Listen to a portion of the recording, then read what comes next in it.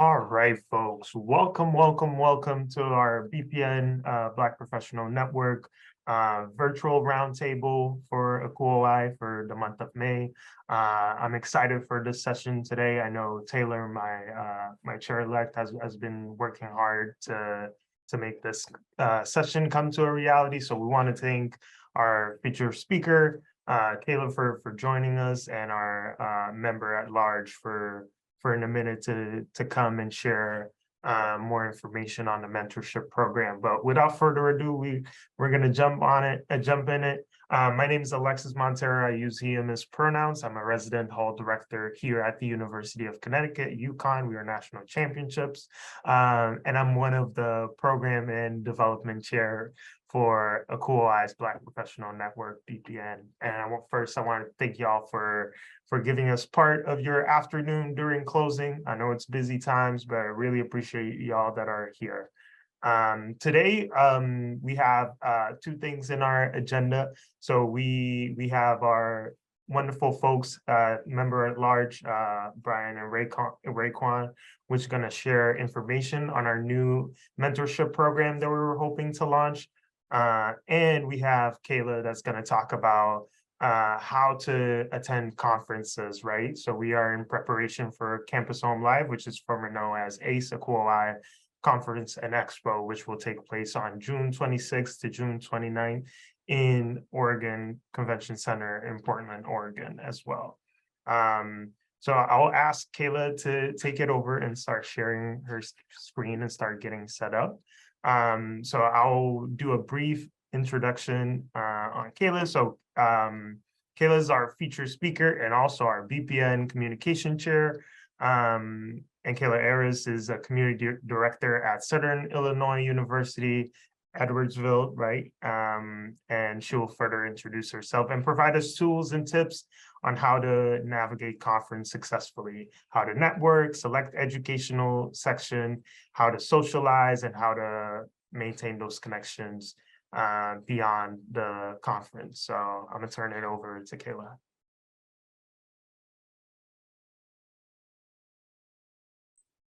Hey y'all, can y'all see the presentation? Okay. Okay, cool. Let's do this. Okay, so we're gonna talk about how to conference. So who is she? My name is Kayla Harris. I am currently pursuing a master's degree at Southern Illinois University. I also work here full-time. I feel like I'm looking over it. It's okay. We're gonna make it work. I am also the communications chair for the Black Professionals Network. Before coming to SIUE, I worked at Truman State University out in Kirksville, Missouri for 2.5 years as a hall director over there. And then before that, I have experience in residence life from Illinois College, where I obtained a bachelor's degree in mathematics. Yeah. So we have 6 different outcomes that were originally questions that we're going to talk about. The first one is proposal submitting, preparing for conference, the different reflections that you have before, during, and after conference, navigating conferences within itself, navigating socials that happen at conference, and then connecting post-conference. So, like I said, the stages of conference is the beginning stage, well, the before conference stage, the during conference stage, and then the after conference. Wrong way. Okay, so before conference, you have the proposal submissions. Now, a lot of people really don't submit proposals unless it's like their second or third time going to conference. However, there is a long process to submitting proposals for conference. Proposals usually come out, like requests for proposals usually come out, 8 or 9 months before the actual conference is. So that way they can they can decide who they want to present at the conference and, stuff like that. Okay, so how we figure out conferences? Well, how do you figure out proposals? First, the organization website will always have a separate website that is strictly geared towards proposals and the conference itself. So they would usually be there. It'll say like submit proposals for a 2023 or 2024 conference. The email that you use to sign up for conference, it's also an option.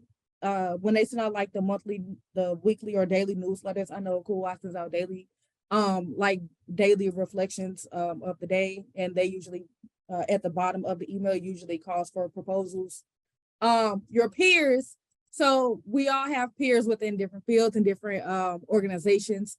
And if there is a conference that's coming up, most peers will say, hey, you should submit a proposal for this at this conference. You know, they do that.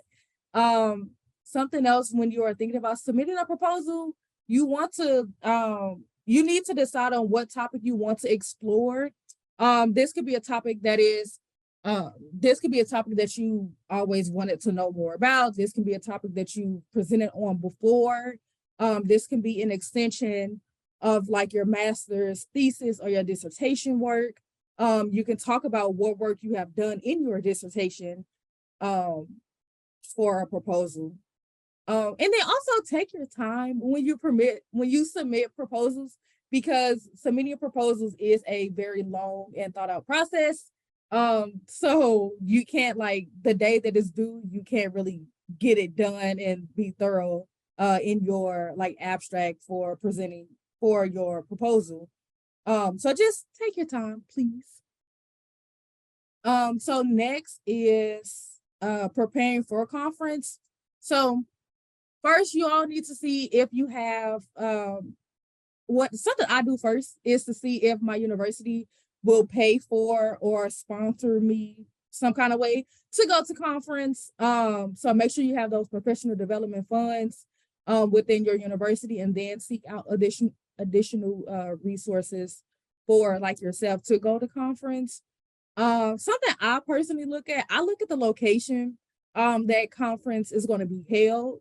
I look at the location as far as like hotels, the convention center, the history behind why this organization is going to that location. I look at the location, the historical location in general.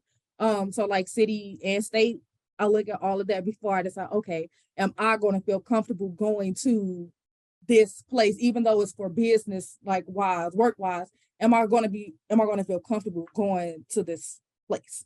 So also build connections. There are a lot of people, like if you put a post out on like LinkedIn, hey, is anybody going to like campus living? Is anybody going to campus live this summer?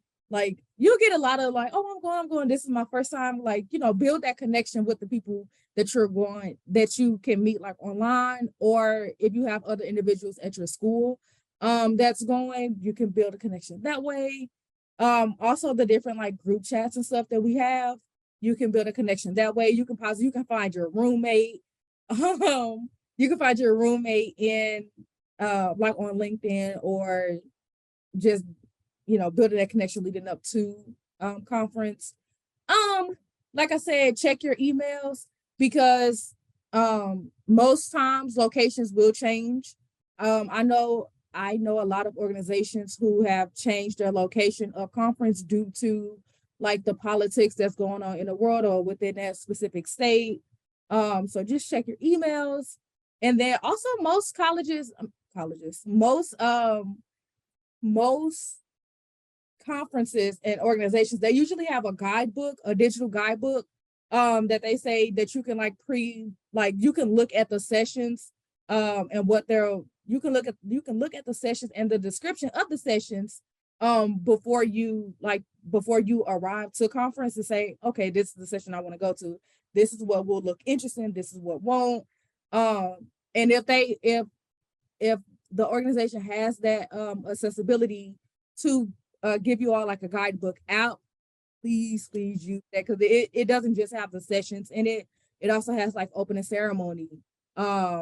Like for us, it'll have the Black Professionals Network and all of our like socials that we'll have. So yes, please utilize the guidebook. So next is reflections. So I do reflections before, during, and after conference, because that's just me.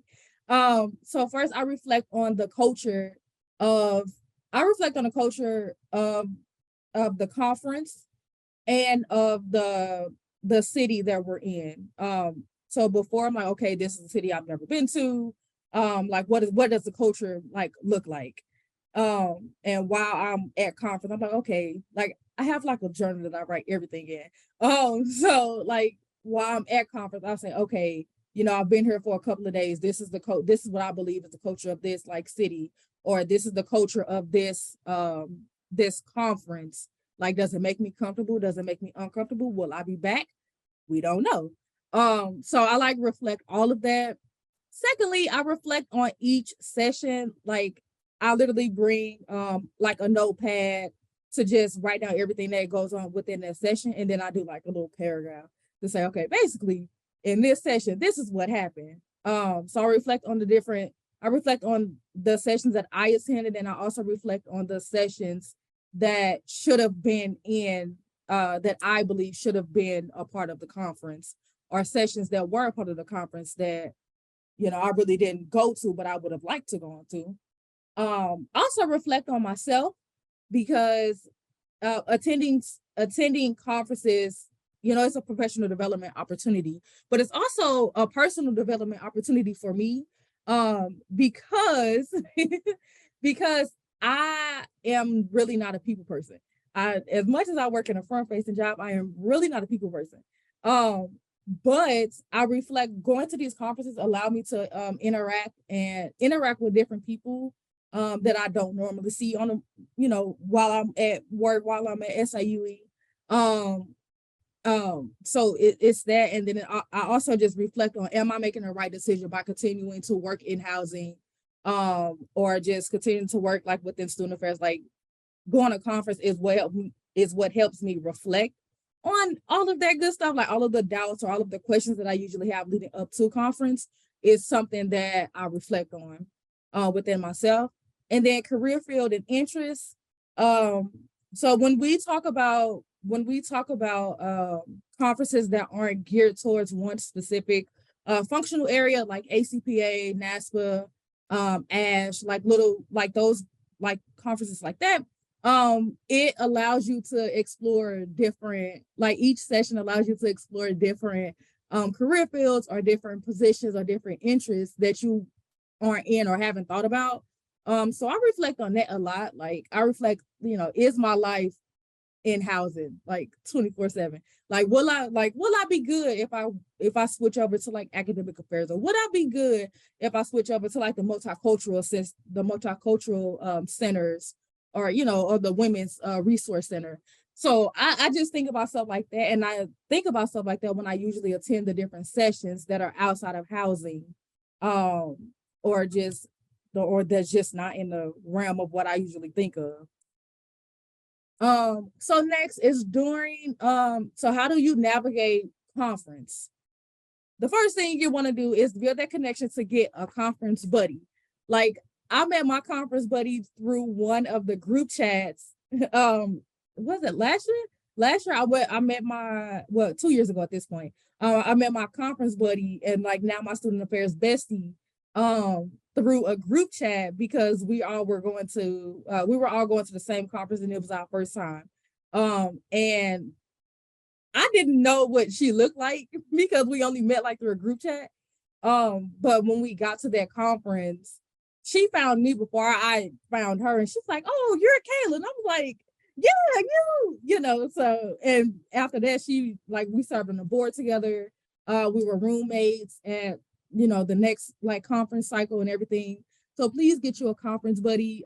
This may be both of y'all's first time attending conference, or one of you all may have more experience attending conference that can help guide you as you go through your first or second conference, and vice versa. Secondly is to attend sessions that challenge you to think differently. So it's two things. So attend sessions that challenge you to think differently, but then also attend sessions that relate to you and your identities. I always make it my mission to attend at least 2 to 3 sessions that are different, that's not involving housing, that's not involving so it's housing that's not involving like Black individuals, Black people. And then the other topic is like entry level positions. So I try to not attend like some of those. I'm making my duty to attend at least 3 sessions that don't have one of those 3 identities, to make it more, I don't know, like challenging for me. I like to learn a lot. So like, yeah. And that also just opens you up to different conversations with different people that you probably never would have met unless you attended that session. Check your daily email from the organization. So I know each organization usually sends a daily email, like updates about conference and what's going on. That helps a lot, especially when conferences when sessions are canceled or sessions are moved from what is originally in the guidebook or what is originally online for like that day. Also like Wi-Fi, large scale events, like just check the email, please. Explore the location the conference is taking place. So like I told you earlier, I have a background in mathematics and art. I do have an art minor. I like to say major because I dropped my senior sim, but it's okay. So an art minor and a mathematics background. So I am really, really interested in the arts. Like art museum, that's the one thing I look up the art museum. And then I just like Google local Black mathematicians, in the area. If they are, I read up on them or whatever. So I explore like the location. So that's I attend like the art. I attend the art museums after conference, or I try to go down a couple of days earlier or take a couple of days after like the initial conference to go to these different places. Yeah. So explore the location, the conference is taking place. Also look outside of where the actual conference is taking place. Like, as far as like, I hope that makes sense. Like downtown area is usually where conferences take place, or the very touristy areas. I try to make it my mission to not look at the touristy areas. So to really get the feel of the city that I am in while I'm doing work. Because I also like to, honestly, I like to do a lot. So I also like to look at different community service like opportunities that I can do while I'm at conference, because I don't want to just come to your city and not do my due diligence of giving back to your like city because you gave us so much. So I do that, and then I also take time to rest. One of the things I learned my second year when I was going to conference is to not book you don't have to book every single like session at every single hour. It is okay to take a lunch break. It is okay to take a break in general. Like if you think, okay, I don't have the mental capacity to attend any of these sessions, that is perfectly fine. If you need to go rest. Like we do not, because we know that we have other stuff going on outside of the educational sessions. So just take your rest, please. So next is navigating socials. So how to navigate socials, the first thing I say is to be authentic. Everybody is very different than the next person, but if you show up as your authentic self, that's just what we look for. Be authentic, be honest about like why you're attending that social. If it's because, I wanted to see what all of, like, somebody came to me is like, oh, I attended this social because I wanted to see where all the Black people was at. Okay, let's get you connected, so it like just being authentic and open and honest about why you're attending like that specific social. Participate. There are a lot of people who don't want to participate after a long day of being in sessions, but I promise, participate to the best of your ability is what I would say. You didn't like, you know that you didn't come to this session you didn't come to this social for any reason. Like, you know that you came for a reason. So what is that reason? And some of it is to participate. If it's just saying, hey, being there for a couple of minutes, hey, how you doing? Oh, my name is Kayla. I work at SIUE, etc. like that. Just participate, be present. Not just being physically present, but like mentally and emotionally present. That is like that's what we want. Connect.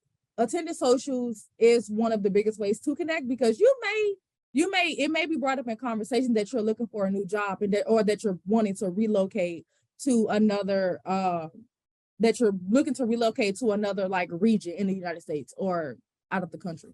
You never know who might be in there.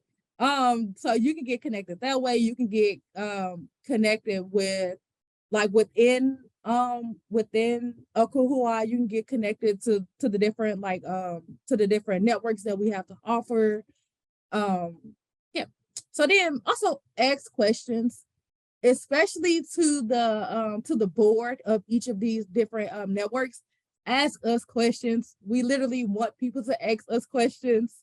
If you're not sure on what sessions to attend tomorrow, ask questions. We will give you the best answer that we possibly can. If you want to get more involved within the different socials, and within the different networks, ask. Like we will send you to the right person. Or like I said earlier, if you're asking how to move up within your field, that is a conversation that can be held in that specific social. Yeah. So then after conference, we're talking about connecting post conference. So usually each board has a membership chair or an outreach chair. So find those people and they will get you connected. The organization, just about all organizations and all networks have some type of social media page. So social media outlets, get connected with those. Usually they'll have it on like the little QR codes on each table, or every time you come into a sponsored event, they'll have the QR code to get connected with us. I know for the Black Professionals Network, we do have a GroupMe that people join every time it comes around conference, or just as people are entering the field, they join this GroupMe to get more connected, to ask questions, to get like feedback, on things that they've done at work, or a topic that they want to talk about. And also listservs are a really good thing. Listservs, newsletters, emails. Yeah. So then also, just like I said, joining LinkedIn specifically. I know a lot, just about all organizations I am a part of has a LinkedIn page, but then they also have like a LinkedIn group. Yeah. And then other social media outlets. This is also for you personally. I use LinkedIn like I use like Facebook and Instagram and TikTok. Like, I live on TikTok, so I live on Instagram. I live on TikTok, so I live on LinkedIn. Like, you never know what's on LinkedIn. So you like putting your like business cards out there as well. Yeah, so business cards, and then so physical and the digital, the physical and the digital business cards. I had a brain fart right there. Oh my goodness. Blink is one of the digital business cards platforms that I use, and I use it like, I'm like, here you go, instead of just giving a business card, because I know people may throw it away. Whereas if you have it digitally, I could just show you my phone, get the QR code, and now we're connected that way. But bringing, which I forgot to mention this earlier, but bringing business cards is like, that's what you need to do when you are preparing for conference. Make sure you have enough business cards, whether it's for your professional business, whether it's for you professionally or your business personally. Bring business cards. That's the one thing that oh, do you have a business card? Oh, matter of fact, I do. Like, and they'll stay connected that way. Does anybody have any questions?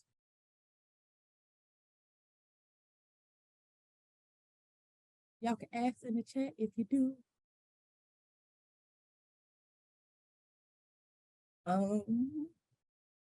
I don't see any, so I'll take that as a no. So this is a way to get connected with me. My name is Kayla Harris. Oh, so the platform that I use for digital business cards is Blink. It's BLINQ. It's like a red app. Like the app is red. And this is usually what it looks like. This is usually what it looks. All right. Well, that didn't do what I wanted it to do. Yeah. Anyway, I'll write it in the chat for people. Q. It's literally the easiest way to get connected with everybody. But yes, my name is Kayla Harris on all social media platforms. Like I said, I work at SIUE. This is my email address. And this is also my phone number, well, my office number. Thank you guys for taking the time out for me to allow y'all different ways to connect. As you all are preparing for summer conferences.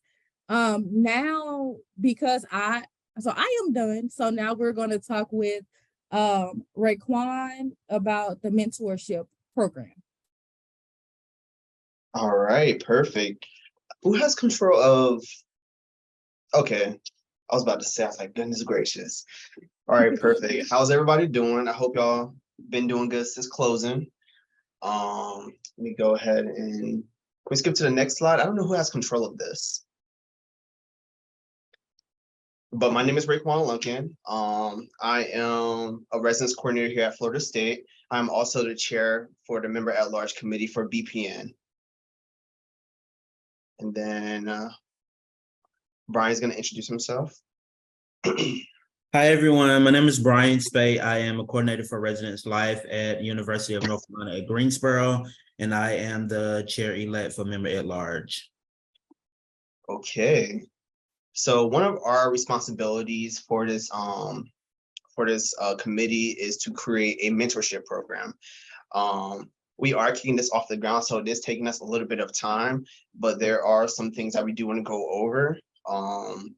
So what the mentorship program is basically a program to provide professional development for multi-level housing professional mentees through guidance, engagement, and knowledge by pairing them with more experienced housing professionals as mentors.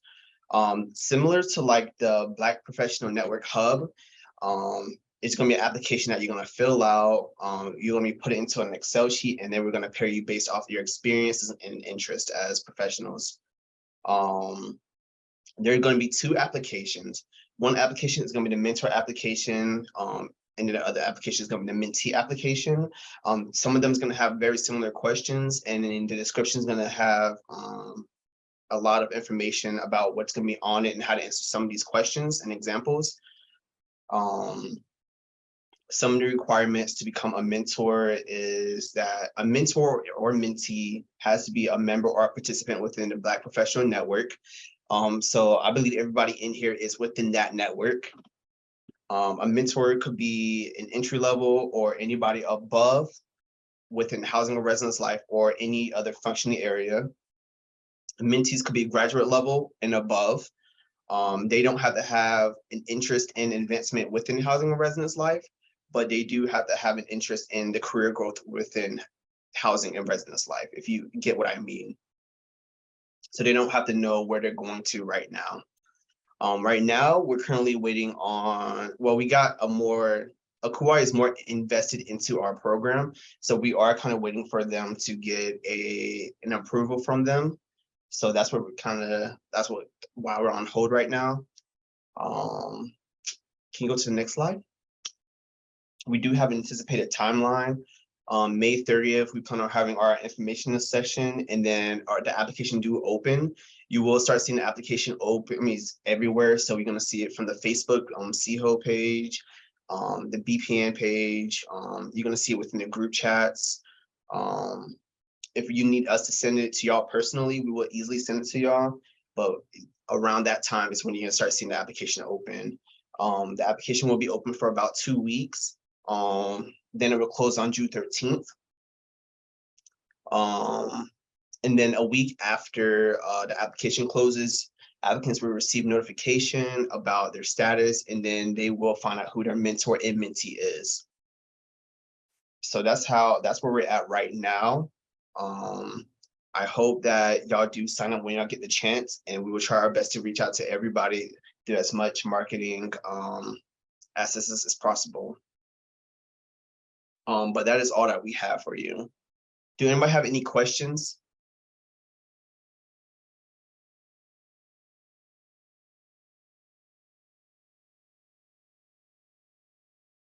I like that, you're smooth.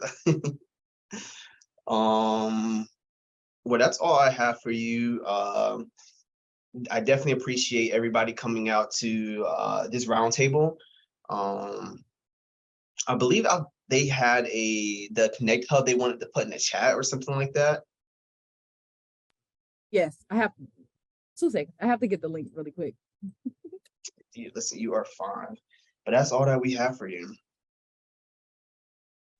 All right, thank you so much, Raquan and Kayla, for the lovely presentations and information today. So for those of you who don't know, my name is Amber Stoltz, and I am the chair-elect for the Black Professionals Network. I served as the programming chair last year, now have advanced to the chair-elect, and I will be the actual chair for the 2023-2024 year. So you will see me for a while, or you may have seen my name around with the network as we transition from professionals of color to now the Black Professionals Network. The mentorship program, we will have some kickoffs and things of that nature too. So we plan to have an opportunity for those who will be attending ACE to connect in person there. It is not a requirement. We will have a virtual option for those who can't go to ACE, but just also something to keep in mind if you're interested in the program. We will also be sending out some additional emails about any upcoming sessions. There are some awards and things like that that Akuhuai is having people submit nominations for. So we'll be pushing that out because we want to make sure that BPN members are represented and recognized for all the hard work that we do. So please stay in touch with us through the Connect Hub that Kayla just posted, and we'll make sure we get you out that information so you can nominate a colleague or yourself to earn some awards and get recognized on a higher level. I'll just go ahead and allow the other BPN chairs that are on the call an opportunity to introduce themselves.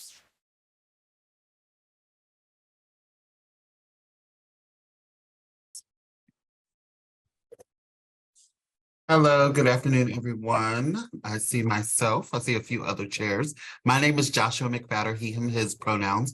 I serve as the Associate Director for Residential Living at Temple University and also the Outreach Chair with the Black Professional Network. Okay, you can put your information in the chat if you're, for whatever reason, unable to unmute. It happens. And if there's any other chairs that are on the call and haven't had an opportunity to introduce themselves.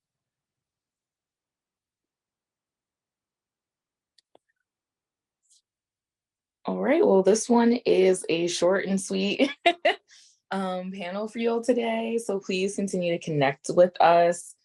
We'll stay on for a couple minutes to see if anyone has questions, but we are able to end the recording.